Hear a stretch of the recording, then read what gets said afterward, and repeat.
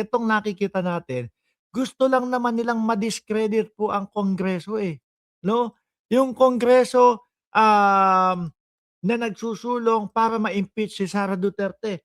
Ang dami pong ebidensya, nakikita po natin yung mga ebidensya, naririnig po natin yung mga ebidensya. Ultimo po tayo, saksi kung paano po nagbabanta sa buhay ng pangulo, asawa ng pangulo at pinsan ng pangulo, ang ating Vice Presidente, 'di po ba?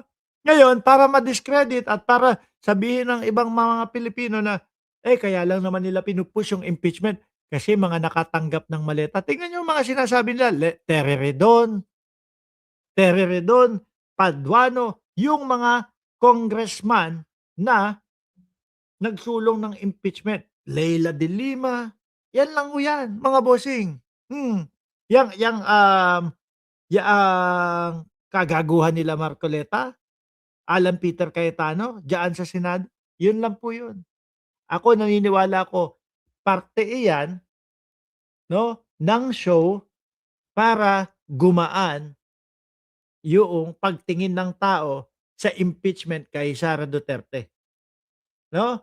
Ulitin ko mga kababayan, parte ito o yan, political demolition job para i-discredit yung Kongreso 'no, na nagsulong ng impeachment kay Sara Duterte para isipin ng mamamayang Pilipino, lahat pala ng mga congressman na nagsusulong ng impeachment nakatanggap kaya naman pala, eh.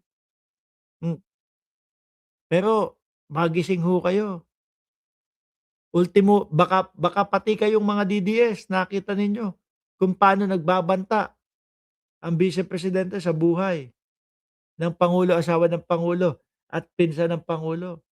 Baka pati kayong mga DDS tatawa-tawa kayo doon sa mga pinag-iimbentong mga pangalan ng mga Mary Grace Piatos. Oh, imagine ninyo, 'no, um, yung kinakatwiran ng mga DDS ho, mga kababayan, na, Mark Ramos kaya nga confidential, confidential funds dapat diyan. Pati sa COA confidential? COA parte ng gobyerno, kakampi ng gobyerno, 'no? Nagche-check, inaalam kung talaga bang ginastos yung pera na pondo na hiningi ninyo sa gobyerno. Ngayon ano lang ang gusto nila, tatanggapin namin Mary Grace Piatos, tatanggapin namin yang mga alias na yan. Pero pasahan niyo kami ng hiwalay na folder na nagpapaliwanag kung sino si Mary Grace Piatos. Dahil po 'pag hindi ginawa ng COA yun, mga kababayan, kunyari merong mga, politiko sa inyo na merong confidential funds, sasabihin 'no, "Ay sir, 40 million pa natitira sa confidential funds natin, ano gagawin natin?" Mag-imbento ka na lang ng alias diyan, total naman tinatanggap lang yung alias lang, eh. Hindi na nila inaalam kung, hindi na nila inaalam kung talaga bang ito totoong tao o whatever. Aliasan mo lang, sulatan mo ng alias tapos okey na. 40 million ibulsa na natin. Simple lang yung eksplanasyon DDS, Oh, alam namin, alam niyo yun. Nabubuhay lang kayo doon sa iniidolo niyo, yang mga Duterte. Nalugmok na din kayo sa paniniwala sa kanila, 'no?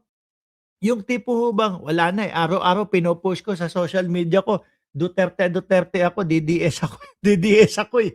Oh, wala na, hindi na ako makakabangon dito, talagang papangatawanan ko na 'to. Kaya nagmumukha kayong mga bugok, nagmumukha kayong tatanga-tanga at uto-uto dahil diyan. Yung tipong alam niyo naman ang totoo, alam niyo naman na talagang sablay, pero papaniwalain niyo yung sarili ninyo, 'di ba? Kagaya ni Peter Cayetano, hmm, pakinggan niyo ho si Melvin Matibag mga kababayan dito sa huling parte na ito. Hindi talaga marites. Kasi 'di ba hinahamon ni Alan Peter Cayetano si Melvin Matibag na magpakita daw po doon sa NBI. Tutal daw ho, mahilig pumunta si Melvin Matibag sa NBI kahit walang, imbitasyon, inaanyayahan daw po siya. Tingin ko hindi pupunta si Melvin Matibag diyan. Bakit ho mga kababayan? Hindi naman legit na, Blue Ribbon Committee yan, eh, ano? Tapos tinawag niya pa, hindi naman Marites ang pangalan mo. Sinagot ho yan ni Director Matibag. Pakinggan niyo ho, mga bossing. Marites ang pangalan mo. Hindi talaga Marites pangalan ko, Melvin Matibag. Tsaka yung Marites, pagbabaeng pangalan yun eh. Oh, ang babaeng pangalan daw yung ano, Marites. Alan Peter Cayetano, nakikinig ka? Kanyang pangalan ay Melvin Matibag daw, ayan. Panglalaki, hindi Marites. Ano kagaya ng Marites na pangalan, Melvin Matibag, sir? Parang Petra yan eh, si Marites Ah, Petra. Oh, parang Petra, pangalan ng babae. Petra, pagbabae na pangalan yan. Oh. So may kopya kayo, binigyan namin kayo ng kopya ng statement nung taong nagtestigo. Padala na ko ng proper na Sabina, ng proper Blue Ribbon Committee, pupunta tayo.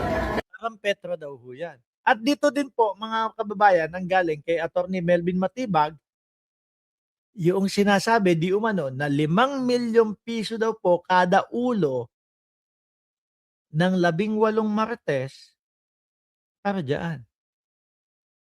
Laki ho mga bossing. 5 milyong piso. Sabi pa nung ano, edi nagtatanggol, pinagtatanggol nila yung sarili nila. Kung may 5 milyong piso ako, hindi na ako pupunta dito sa mga hearing-hearing na ito. Kundi ka ba namang gago?